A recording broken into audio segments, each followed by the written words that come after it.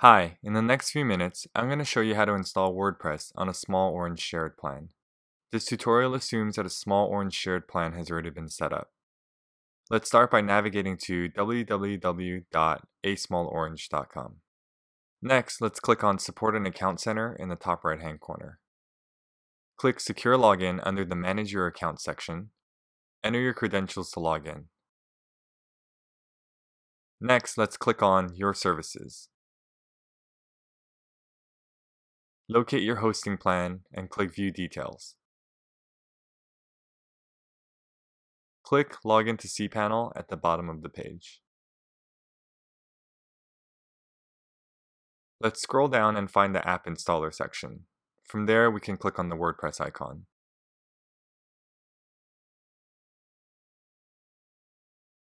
Next, click Install. This takes us to a page that requires a bit of information for our WordPress site. The first option is Protocol. The drop-down list provides you with 4 options, but really there are only 2 major options. The default is HTTP. The second major option is HTTPS.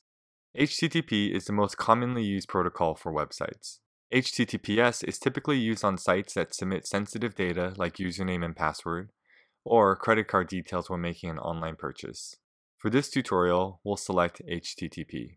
The next option is Install Directory. This is the location or the path your users will use to access your WordPress site.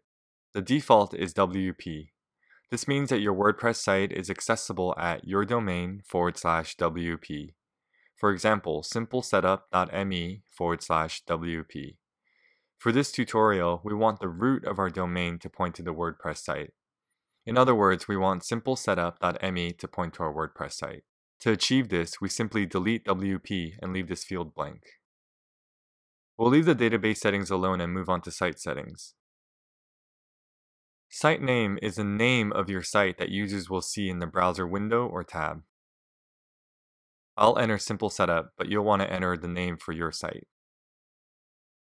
Let's update the description field. I'll enter Easy Tutorial, and again, you'll want to enter a description for your site. Don't worry, all of this can be changed once WordPress has been installed.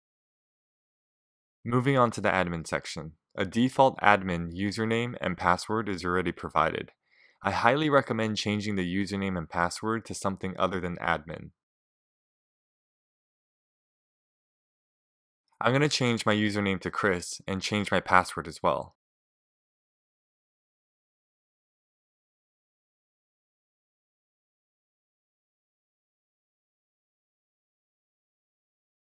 Once we update the email address, we're done with configurations. Click Install at the bottom and WordPress will start installing.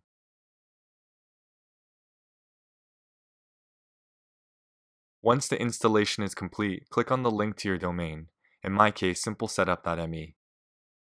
This will take me to my domain with my newly installed WordPress site. Congratulations, you've just installed WordPress.